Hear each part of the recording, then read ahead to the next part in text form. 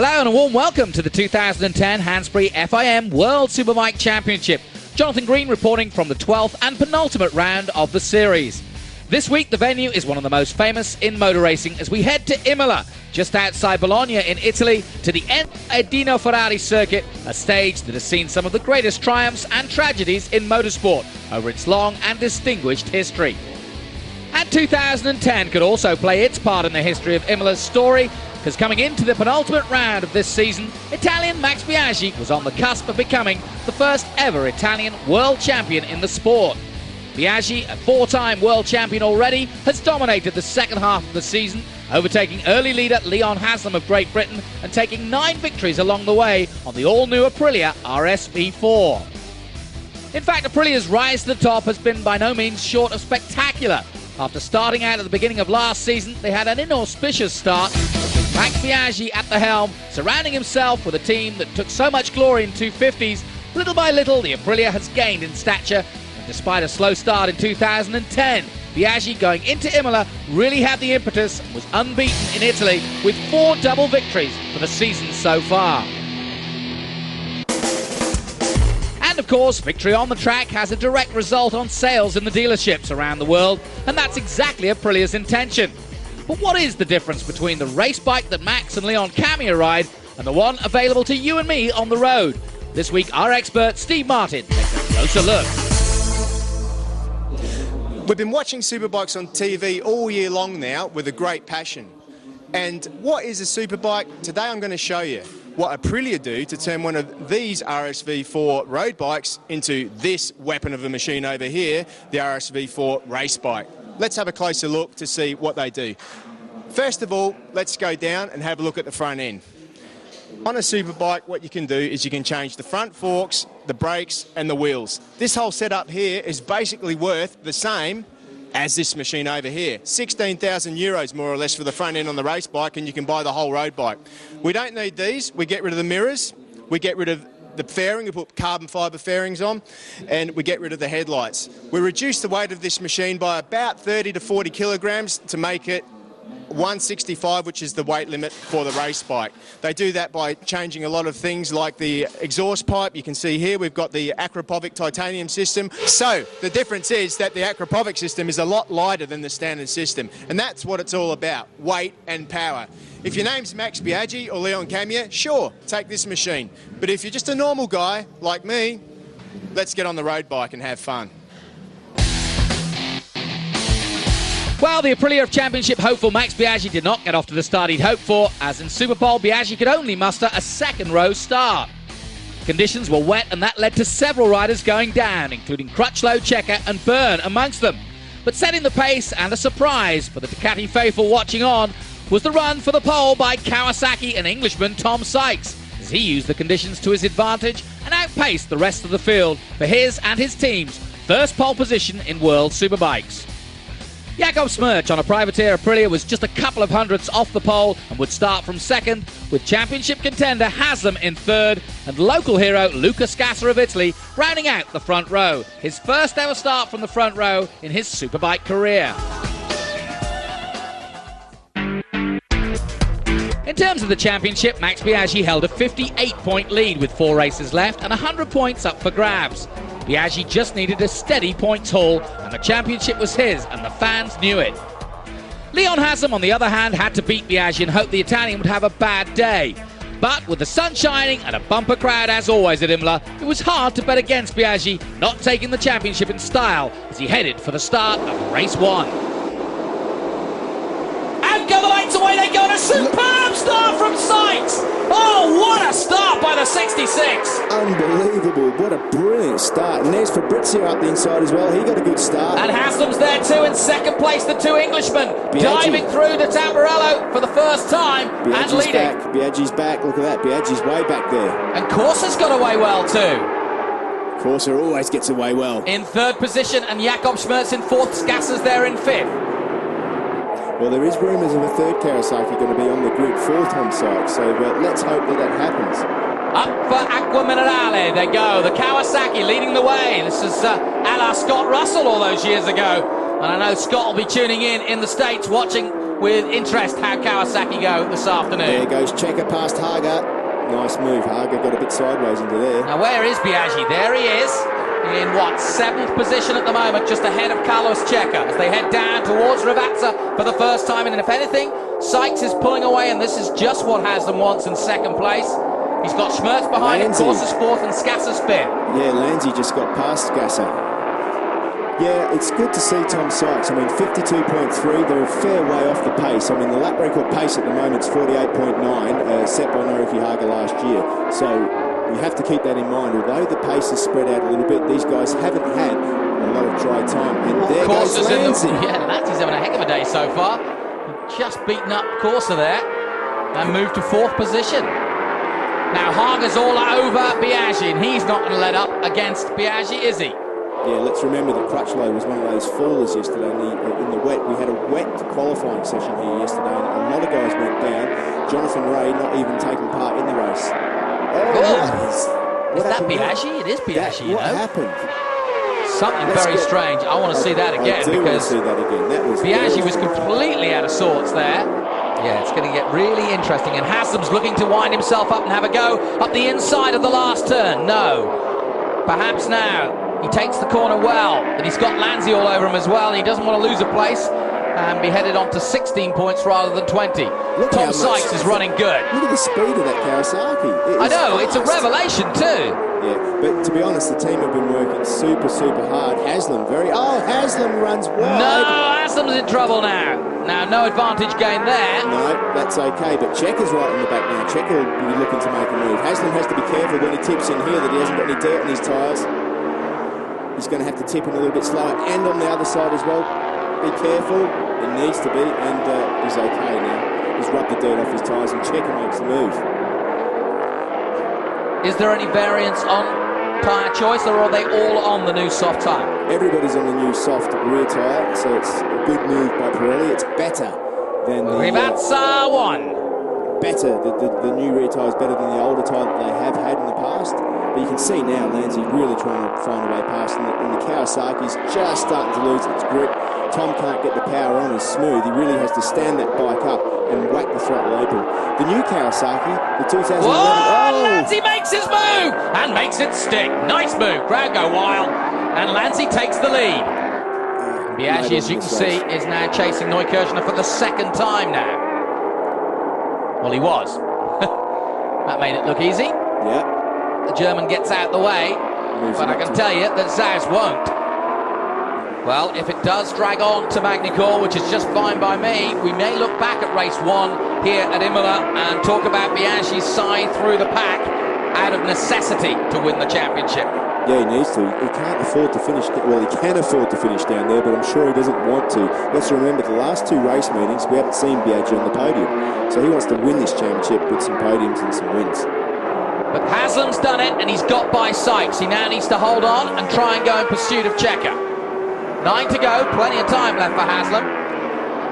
Checker and Lanzi both on 49.2 that time round. Lanzi is giving it absolutely everything it's got. 48.9 last year's lap record, Noriki Haga. So they're on lap record pace at the moment, more or less. Talking of Haga, he's coming through now too. Yep, and there's the move. Yeah, fairly simple. Into Tamburello 1. So that means that in theory he can break the contract. If he breaks the contract, I think BMW want him to ride for them. So that's what's going on there. And Checker has broken Lanzi. Checker now leads for the first time in the race. Slightly squirrely there. Why wouldn't Suzuki give factory input? That's a question that we need to ask them. They can win the World Championship. Oh, look over the shoulder from Lanzi. He knows he's in trouble. Yeah, certainly a podium position is quite safe for him there at the moment, but it's going to be difficult for him to keep up with Carlos Checker. Let's remember, Checker has got the superior Ducati compared to Lanzi, although Lanzi, when he wants to gets the bit between his teeth, and Haga's on the move now. Yep, and Tom Sykes sadly has drifted off, having led for so long. Haslam 149.7. Haga's still on the move. Here comes Haslam. Yep, through on Lanzi. And does it. Nice move by the Brit. And 2nd in the championship, but needs every point he can get. Remember, he's trying to overhaul 58 points. It's where the Ducati's strong, although he got a good drive this time. Here we go, towards Tamburello. This is where Haslam's as good all weekend long, and he's looking good again. He goes round the outside of Checker to take the lead, does he? No, Checker holds on. No, he can't do it there, Good Jonathan. effort by Haslam. But he's definitely, Checker knows now that he's got a battle on his hands, that's for sure. Not over by any means. This is the final lap. Biaggi's still 11th behind Crutchlow. I think you'll see his rear wheel sliding around all over the place, and he'll either make it or he won't. Well, yeah, I'm going to say it's do or die, really. Down they come into the batter, where I said he might have a go, and he's going for it. Haslam makes the move and blows it! Blows it completely, and he's got to be careful now. If he falls off the bike now, the championship's over. He had to have a go. He's got to stay ahead of Biaggi. He's got to stay ahead of Biaggi. Oh, that's a definite... Checker's going to win the race. Carlos Checker brings Ducati another famous victory, but Haslam blew it at Rivazza.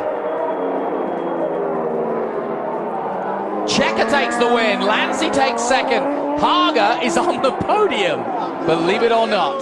Yeah, it's a fantastic race. We were struggling yesterday for qualifying on wet, but today it was more hard to catch the top guys because it's not easy track to pass, and at the beginning everyone is going quite fast. I don't want to make a mistake. And from the beginning until the end, I was pushing very strong, very strong. At the end, I didn't expect Haslam was pushing me as strong as I see. But I was able to keep him, and last braking, I saw him braking very late. And I thought, oh, if he make the turn, I'm over because it's not way for me to brake later. And basically then he ran off, and I was able to have a clean track and finish a special and very nice victory for me and for the team. Everyone been working very well during all the year, and it's a great satisfaction for everyone because it's like a race, home race for everyone there. And thanks to them and everyone on the team, I'm very pleased for this race. It was a torrid race for Biaggi throughout, but he was let off the hook when Haslam went wide on the last lap, and that meant a Ducati 1-2-3 at home in Italy. It was Carlos Checker's first win since round 1 in Australia some 7.5 months ago. Haga's ride from 14th to the podium was probably the ride of the day, and he was just as surprised as anyone to be on the podium again. As the grid lined up for race 2, the gap between Haslam and championship leader Biaggi was down to 52 points, with 75 left on the table. Again, third on the grid, Leon Haslam had to get a maximum points in order to keep his hopes alive, while on the second row, Biaggi just hoped to stay out of trouble. Would Ducati dominate again? Let's find out as we head to the start of race 2. And lights, away we go! Terrible start from Jakob Schmerz, a good start from Tom Sykes, and likewise, Leon Haslam is away well. Biaggi's up there, look at Biaggi this time round, third position. Into third he slots, great start from Max Biaggi, just what he needed. He's right behind Leon Haslam, so he's got the focus right where he needs. Checker checks in and almost takes out Haga. Lanzi's up there again too. Lanzi got a good start, and there's Ruben Zaus as well. Troy Corser there too. Yeah, the two BMWs line astern together on track, and Zaus has got away well, Corser's got away well, but Sykes leads from Haslam. Well, yeah, if he can get past Haslam, or if he finishes in the top 4. Well, it's not over yet because Lanzi's got something to say about it. Yeah. And as he did in practice, he's doing in the race. That was a great overtaking manoeuvre for him. Believe you me, it's not easy to pass someone like Max Biaggi right there. Corser wants a bit of the action. He's in 4th. 5th, actually. Yeah, Checker's got a lot of work to do, hasn't he? But Checker's already got past Ruben Zaus. But Checker kind of builds as the race goes on. I wouldn't worry about him. It's a bit like Haga. He'll come through when he's ready. Talking about Haga's down in 12th, so that's even a better start than he got last time round. No jump starts, and look at Lanzi already at Rivazza on Haslam into 2nd place. The man's not holding back. No. He's got nothing to lose, has Lorenzo Lanzi. No, he's high at the moment. And when this guy does win, if you think back to his factory days, he had 2 double wins. He's only ever run 4 races, and they were 2 double wins. So when he's on form, he's on form. Lanzi almost gets a double knock, then never mind a double win. And Tom Sykes says, what's going on? It's only lap 1. Shaking his head. No, I'm not sure. I'm not surprised. Anyway, Tom leads. Tell you what, that Kawasaki is fast. Haslam's trying to stay composed. Biaggi's shadowing him in 3rd. And Lanzi loses a whole bunch of places there. And look out, Checker's coming. Look out. Sykes does a 1:49.5, but Checker's the man on the move, 49.52. as well. Up the inside goes Checker. Oh, that's perfect for Haslam. Certainly is. Well, it is and it's not. He needs to go back one more spot to keep the championship alive. Lanzi's thinking of taking that. And now Biaggi is in a bit of a quandary because he knows what the situation is. Well, Checker's going to change that now by moving to second. The man who won race 1 is now in pursuit of Tom Sykes. Down towards Rivazza. Sykes still leading, but Checker now in close pursuit. Yeah, Checker's really looking for a way past now. He knows that the other Ducatis have got the pace as well. He needs to get past Tom Sykes as soon as he can, because Tom's doing a good pace at the moment, 49.5. Oh, Checker takes the lead, but for how long? He does just make it. But I'm not so sure he's got the drive. He hasn't. Tom's going to come back at him as along the main straight they come, and Sykes almost touches Checker. That could have been awful. That was very, very close. Right past our commentary position. I felt that. Checker's through. And Checker finally does make it stick. Big moment there for Tom Sykes.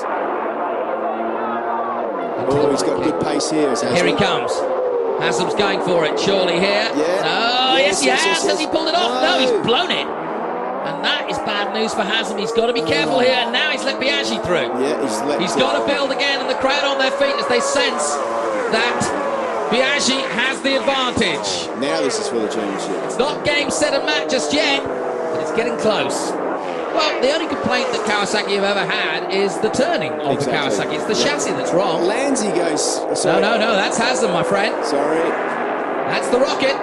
There's Lanzi in the background there. So Haslam makes up a place.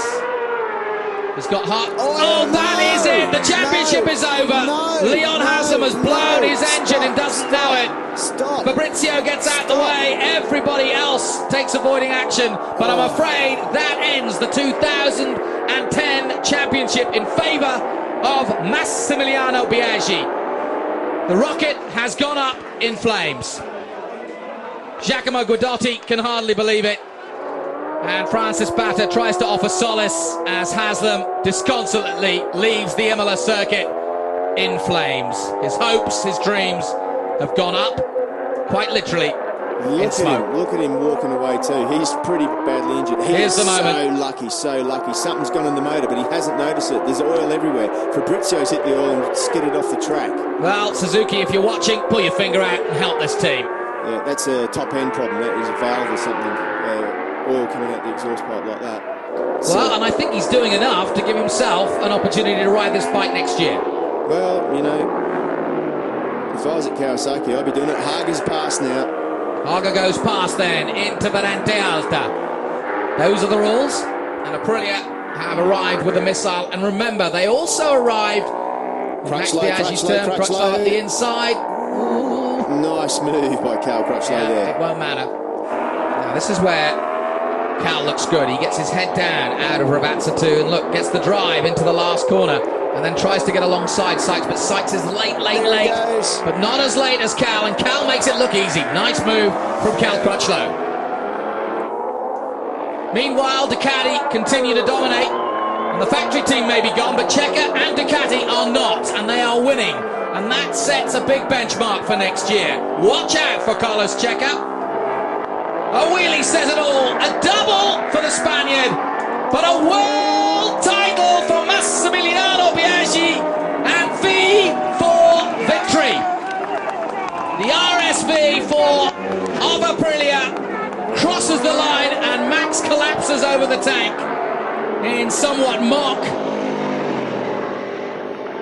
tiredness, because I don't think he'll be tired at all. And there is the other face of motorsport, the triumph and the tragedy, as tears well up for Leon Haslam as he heads out to at least show his respect to the new world champion, Max Biaggi, 5 times a world champion. Lucas Scassa, one of the first to congratulate him. And likewise, 2-time world champion, and Haslam waves to the crowd as ever, a stoic sportsman. And it seems almost like football. Italy win and England lose, sadly. Yeah, it's a fantastic weekend. I don't remember a fantastic weekend like that. Was a very good job from last month we did with the team. In Nürburgring already was good, and especially here, no, it's fantastic.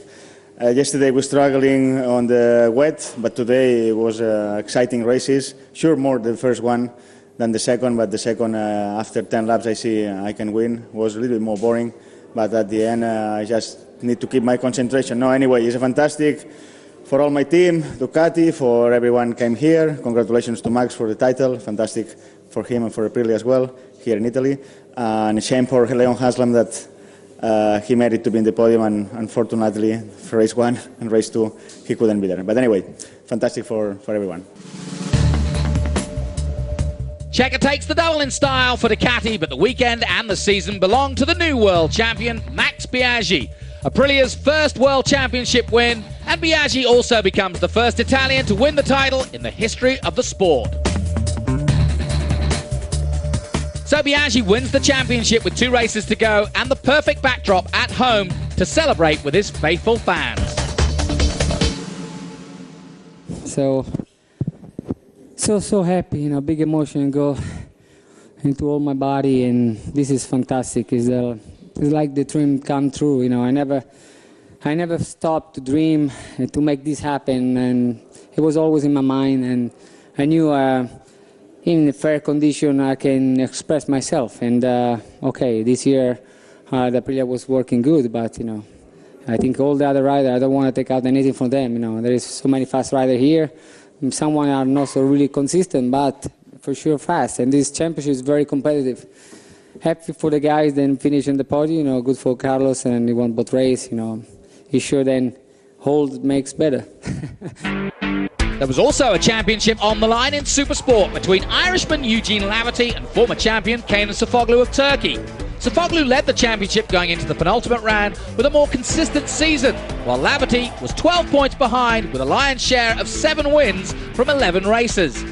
But now, with only 2 left, Laverty had to beat Sofuoglu to keep the championship going to the final round. With Sofuoglu on pole and Laverty just behind in second, the scene was set for another Imola Classic. And go lights away they go, and a good start from Fujiwara, and a brilliant start also from Eugene Laverty, but Sofuoglu's got the lead. Fujiwara's up there as well. Fujiwara got a good start, and whoa! And Eugene Laverty stuffs it up the inside of Sofuoglu, who had to sit up. There's a faller. There's some fallers. 2, 3. 3. And they're not happy with each other. One of them is absolutely distraught. Well, they all are. They all did the same action anyway. They're all up and waving their arms about, so that's good news. Well, waving his arms at the front is Eugene Laverty, because he is leading at the moment with the Red Bull helmet against Sofuoglu. Look at Chaz Davies backing that bike in again. Oh, no! Gino Ria out! And a mistake, front end. Yep. And the young Englishman not putting on the display that he put on last time out, where he almost won at the Nürburgring. And sadly, Gino is down. Yep. I think if I was down in 10-car pit box right now, I'd be saying, stay behind him. Yeah, you just wonder what must be going through Ronald and Jared Tenkata's minds here as they watch their long-time champion make another audacious move. Bodacious. These guys might be on passing bonuses. Maybe. This is Laverty's time, or is it? He goes for it. He gets the lead and takes them both out of the Imola race. Now look, who will rebound? No, he's got to pick that bike up and he's got to get it over the line. Well, the race is on. It's a foot race for the championship now. I tell you, this is what, if he gets over the line. And Pirro's going to help his teammate, and Sofuoglu's going to finish second. It's over. Sofuoglu's going to be champion. And Sofuoglu finishes second. There goes Parks over the line too. Parks takes fourth. What a dramatic finish. I'm winning my first race in this season in Supersport. I'm very happy because this season is for me no good, and okay, this is my home race, and I am very happy. But okay, Kenan and Eugene crashed the last corner, and me win. So I'm very happy. Congratulations for the team, and okay, next race I improve another podium. Well, perhaps not the way both the championship contenders wish to end the day, but either way, the World Supersport Championship remains up for grabs with one round to go, with Kane Sofoglu still very much the favourite as he heads to Magny-Cours in France with a 16-point advantage. But Eugene Laverty isn't throwing the towel in just yet, and France could be another brilliant drama once again. Imola had everything from triumph to tragedy in equal measure. Laverty crashing out on the last corner, and Leon Haslam's dreams of a world championship blowing up in smoke. But Imola 2010 will be remembered for the day when Max Biaggi came home to a glorious homecoming celebration with his fans as the new world champion of Superbikes. This brilliant season will conclude at Magny-Cours in France in a week's time. Until then, from me, Jonathan Green, goodbye for now.